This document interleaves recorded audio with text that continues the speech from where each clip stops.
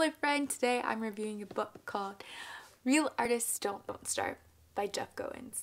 So it actually has a different cover page, but I didn't love the design, so I just took it off.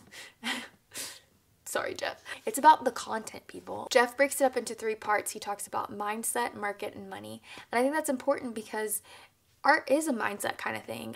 I don't know about you, but I want to use my talents to be able to make money. The world needs our work, whether that's an idea for a book, a vision for a startup, or a dream for a community. And you shouldn't have to struggle to create it.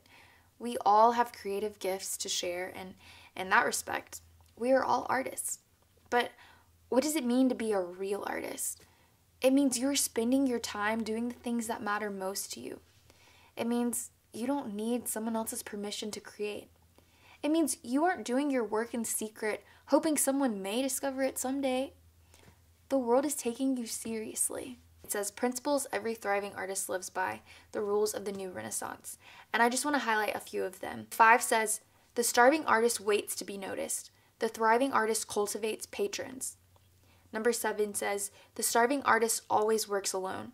The thriving artist collaborates with others. Number 9 says, the starving artist works for free. The thriving artist always works for something. Number 12 says, the starving artist despises the need for money. The thriving artist makes money to make art. I love that. I love that. So there's a quote that's commonly said, and it's fake it till you make it. And then there was a really cool TED Talk, and the lady said, fake it till you become it. And for a long time, I really stuck to fake it until you become it. But then I read this, and it says, believe it till you become it. Say you're a writer and you're watching this video. Hey, I'm glad you're watching this. You're a writer. You know, you don't really have to write a book or write a ton of articles to be a writer. You are a writer, so believe it until you become it, and take the steps necessary to become the writer that you desire to be. Most significant change begins with a simple step, not a giant leap. You don't need to see the whole path to know what your next move is. And he talks about people who quit their full-time job and just run into doing art full-time. And that works for some people, but not everyone has to do that. I love Charlie Marie TV. Her name's Charlie Prangley, and she's a YouTuber that I've been watching for years now. She's a designer, and she makes videos on design, and I really enjoy her because during the day she works a full-time job, but she's so consistent at YouTube that you would think YouTube was her full-time job. And she's able to create really cool things and fund her video ideas through patrons, but also through her job, which is so cool to me. You're like a hockey player and you're watching this. That's really cool. I'm really glad that you do hockey. You're probably thinking, man, like no one's seeing me practice. Every time that you go on that ice, or every single time that you practice getting that puck into the goal, like you are taking little baby steps that are going to help your muscle memory. Don't think about, oh, I didn't win the game yet. Like, you are practicing and you're putting forth effort into whatever it is that you're doing, and those are the steps that we need to celebrate. When he talked about patrons, I was really intrigued by that because I think sometimes we think, oh, we just need to create stuff and just put it out there and people will find it. And to some extent, yes, people will probably find it. But at the same time, it's helpful if you have the equivalent of Sam Phillips to Elvis. And so you're probably like, who's Sam Phillips? Sam Phillips is the music producer that helped Elvis and Johnny Cash, and I'm sure he helped some other people that I don't know about. Without a patron, without someone to vouch for the genius, most creative work will not spread very far. Creative work is a team effort, a duo of artist and patron, singer and producer, actor and manager. One is the talent and the other the advocate.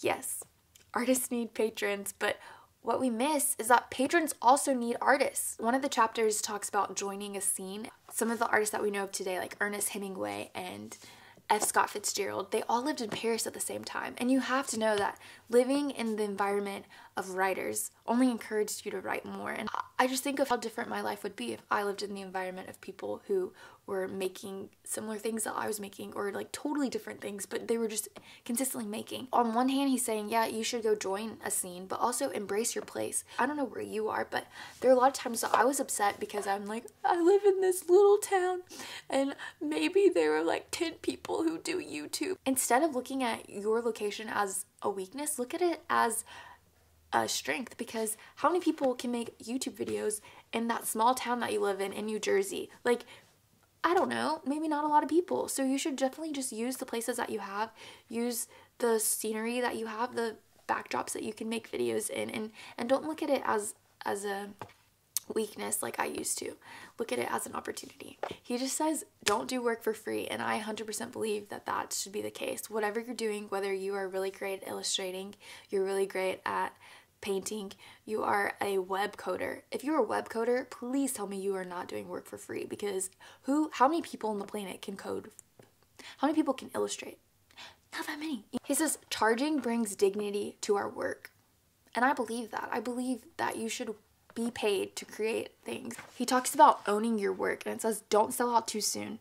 We must maintain as much ownership of our work as possible, not because it will make us rich, but because it will make the work better. Jim Henson, who actually created puppets for Purina Dog Chow. Purina Dog Chow contacted his agent Bernie and said, hey, we will buy this new puppet that Jim created for $100,000. And Jim said, Bernie, never sell anything I own. People would probably like snap on that very fast. But Jim recognized that there was value in the character that the puppet character that he created. And that puppet ended up being sold to the Muppets. Okay, so Jim made a little more than $100,000. Lastly, it says, money is the means to making art, but it must never be the master. And I really appreciate that, because I'm working to be able to save to buy more equipment that's just only going to make my craft easier and better. And it's a cool time to be alive. So if you take anything from this video, I hope you're reminded that real artists don't starve. And I will link this book below. So thank you for watching. I hope you have a lovely rest of the day.